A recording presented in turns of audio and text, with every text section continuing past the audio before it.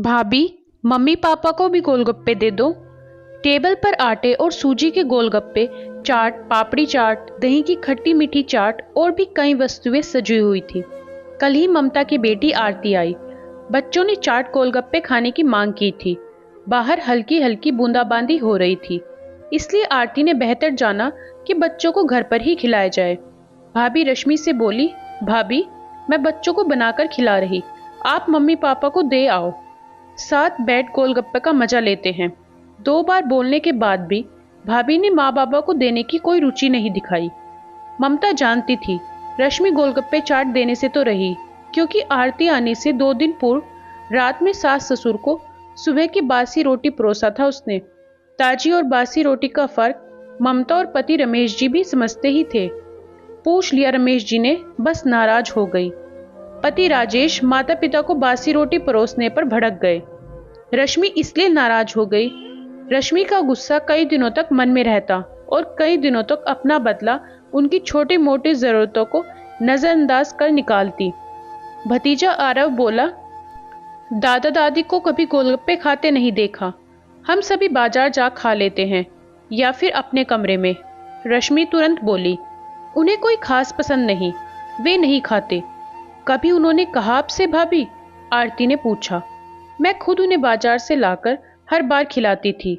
माँ खुद बनाया करती थी, हम सभी के लिए घर पर। और माँ के हाथ के गोलगप्पे चाट पिताजी बहुत चाव से खाते थे।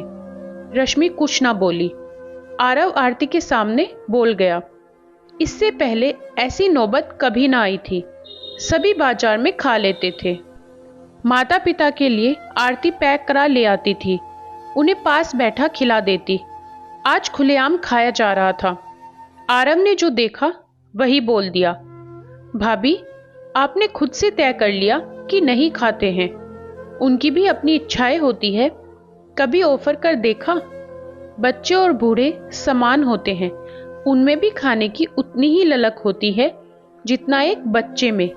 फर्क है कि बुजुर्गों में पाचन शक्ति कम होती है, स्वास्थ्य बिगड़ने का डर रहता है, लेकिन स्वाद परिवर्तन और आत्मा की शांति के लिए थोड़ा बहुत खिलाया जा सकता है, हमेशा मन मारकर नहीं। आरव भी दादा दादी के साथ होने वाले व्यवहार को देख समझ रहा है। कल को वह भी आप लोगों के साथ ऐसा ही कुछ ना कर बैठे। बच्चे देखकर जल्दी सीखते हैं। माँ बाबा ने अपनी उम्र के हिसाब से खुद ही अपने खान पान पर रोक लगा दी है, इसी में उनकी भलाई भी है। कहती 2 प्लेट ला, माँ बाबा के लिए चाट गोलगप्पे बनाती भी जा रही और रोती भी जा रही थी। मेरे रहते आप ऐसा कर रही। मेरे ना रहने पर माँ बीच में बोली, अब कुछ ना बोल। भाभी को देख उसकी आंखें भी नम हो गई। रश्मि ने आरती और अपनी सास से माफी मांगी। अगर उसकी भाभी उसकी माँ के साथ ऐसा करती तो उसे कैसा लगता? साथ ही उसे अपनी बेटे आरव के सामने भी एक उदाहरण पेश करना था। ऐसा व्यवहार बेटे को भी गलत रास्ता ही दिखाएगा। उसने खुद से प्रण लिया, सही रास्ता का चुनाव करेगी। सास ससुर की इच्छाओं का हमेशा ध्यान रखेगी, उनकी खूब सेवा करेगी। तो दोस्तों, कैसी लगी आपको कहानी? इस कहानी के बारे में आपके क्या विचार हैं, कमेंट करके बताएं। कहानी पसंद आए वीडियो को लाइक करें, शेयर करें और चैनल को सब्सक्राइब करना बिल्कुल ना भूलें। धन्यवाद।